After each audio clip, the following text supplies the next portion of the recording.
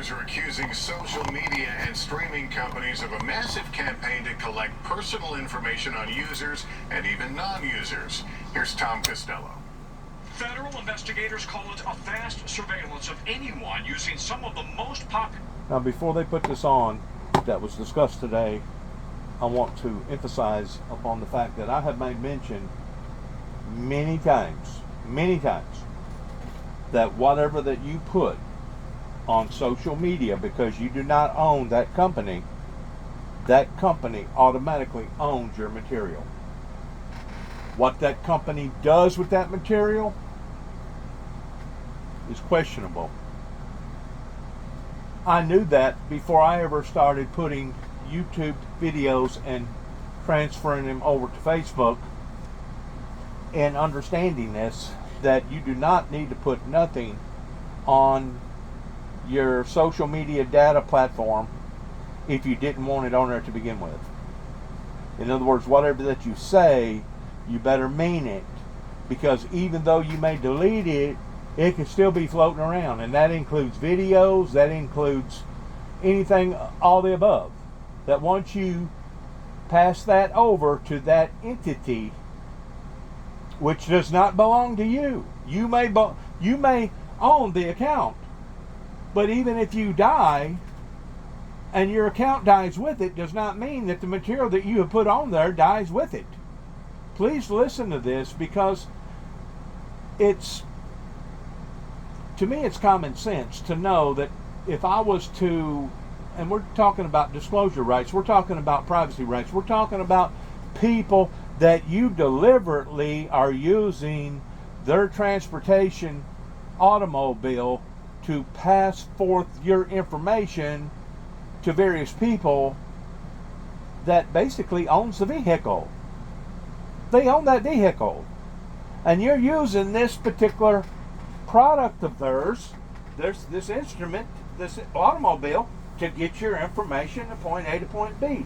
Now, in my particular case, I'm not going to lie, I like the fact that my material that I have put out there may not never disappear. May not never disappear. And you know why I say that? It's because if this does not do according to the way that it was supposed to have done, going all the way back to its original beginning of the Windmill Ministries missions, whenever 9 tapes went to the White House, after I'm dead and gone, if it does not, maybe somebody will stumble upon some of the material that I had put out to the public and say, well, my God, this man right here was telling us the whole time toward what was going to happen. He was trying to warn us and give us advisories, but the people took it the wrong way. Rather than the people accepting his advisories or his warnings towards being warnings, they actually thought that they was threats. And I could go on and on and on how that the ministry that God has given me has been misscrutinized or misinterpreted from day one since I stepped out into the eyes of the general public in 1989. I could go on and on. So in my particular case, I'm glad that this is now coming full stream, in which I already knew it to begin with. I myself was putting out material to various people and warning them ahead of time that, hey, don't put it out there if you don't want it to just to remain out there.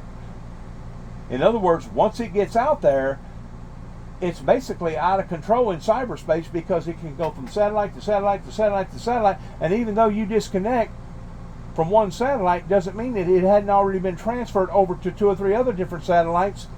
I mean, that's a completely different world up there above our heads that humanity has created for us down here.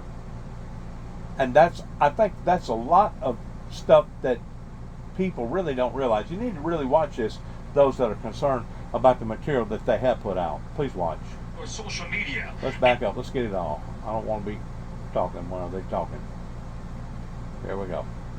Personal information on users and even non-users. Here's Tom Costello.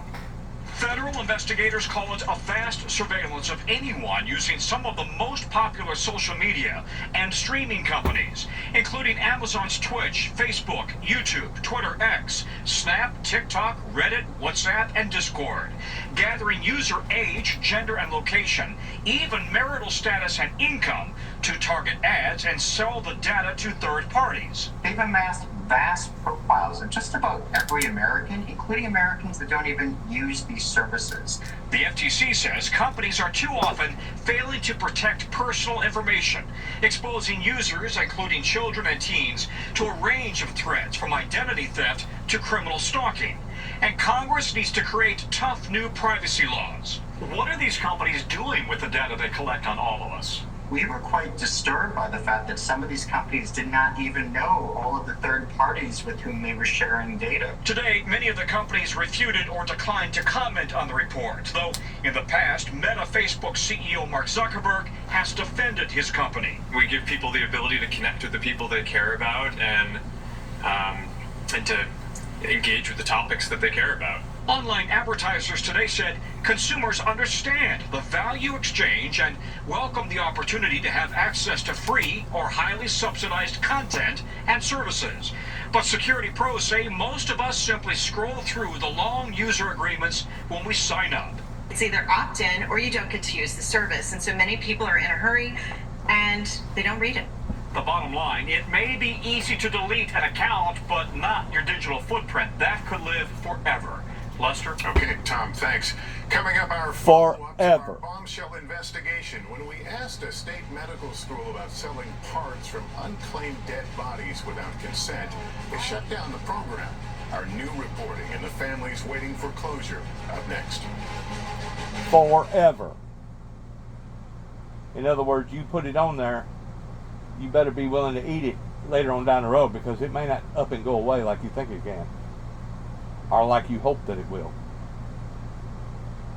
We are committed to giving. That ain't it.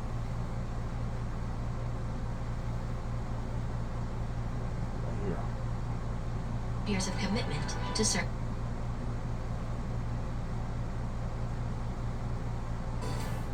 We're back now with part 2 of an NBC News investigation into a Texas medical school that was dissecting unclaimed bodies, even at times as their own family was searching for them. Liz Kreutz tonight with a look at how widespread this practice may be. It was a lucrative business, a state medical school near Dallas making money by dissecting, studying, and exporting hundreds of unclaimed bodies. But after a nearly year-long investigation by NBC News, the school, which initially defended the practice, made a stunning reversal and suspended the program. We were completely failed by the entire system. Despite the change, for many of the families impacted, like Michael Coleman's, there's still so much left unanswered. I used to cry all day, every day. Now I just cry at least once every day. Coleman's fiance, Louisa, and his sisters Shay and Tisha spent months searching for him after he didn't come home. It turns out he had died, possibly hit by a car near his apartment. Within days, Michael Coleman's family began searching this neighborhood, even putting up missing persons flyers, all while Michael was languishing in a hospital just minutes away. But despite the family calling the hospital, calling police, calling the medical examiner's office, nobody connected the dots. When the family finally did, it was too late. The Health Science Center was already preparing his body for a 12 to 24-month study. I told the lady, give his body back, and she's like, well, no, because he was donated to us. But he was wrongfully donated to y'all. 10 companies and medical schools that paid the university to use body parts have since told us they did not know those parts often came from unclaimed bodies. One of those companies, National Bioskills Laboratories, paid $900 for the torso of U.S. military veteran Victor Honey, who we told you about earlier this week. Were you aware that your laboratory was using body parts of unclaimed people? No, not at all. First time I heard about it was when NBC News contacted me. It says donated on the paperwork. What did you think that meant? That they donated their bodies for this purpose. Are you going to change course in any way now, knowing what you know? Yes, absolutely. We need to know exactly who consented. I would like to know that. While training on unclaimed bodies is legal in most of the country, many U.S. medical schools have halted the practice. A few states, including Hawaii, Minnesota, and Vermont, have outright banned it. But because no national data exists about how common it is, NBC News conducted its own survey, reaching out to 51 major medical schools in 29 states. 44 of them told us they don't use unclaimed bodies. The rest didn't answer. What is the moral question here? What do we owe the dead? And what do we owe their loved ones? Eli Shoup is a bioethicist advocating for a national ban. Who is most likely to be deemed an unclaimed body? People who die poor. These are marginalized communities who are being affected by this practice. A local med school has justified this practice to me in terms of it diversifying their cadaver lab. They'll come out and say, this is a great way for our students to get training on black bodies. But I don't think that that's a feather in your cap if you've just taken that black body. Without consent. Without consent. I think that in some sense, it is modern day grave robbing. That's exactly what Coleman's sisters feel happened to him. He was a black man with a criminal record. Do you think that the officials took your family seriously? No, because of his past, because he's black. Officials with Dallas and Tarrant counties and the Health Science Center have declined NBC News' repeated requests for interviews. But just this week, after the university suspended its program and after NBC News aired the first part of this story, both counties held meetings addressing the failures. For Louisa, He's just another body to them. it's a step towards closure, but still, no justice. He wasn't a missing person. He had family that loved him. He wasn't nothing. That's how they treated him. Like he wasn't nothing, when he was everything to me. Liz Kreutz, NBC News, Dallas. And we'll take a break. When we come back together, they take the plunge to clean up underwater waste. Meet the women with a passion for restoring polluted ponds. Now, what's the odds of that? Of people basically being grave robbers because there's no one there to claim the body, or don't nobody care about the body. That's pretty rank. That's pretty rank, especially coming from a United States government that claims that it's above and beyond a third world country, a banana republic, that claims that we're supposed to be some of the most sophisticated, decent people in the world, but we can't do no better for ourselves than that. Good luck to all of us. God bless America, and shalom.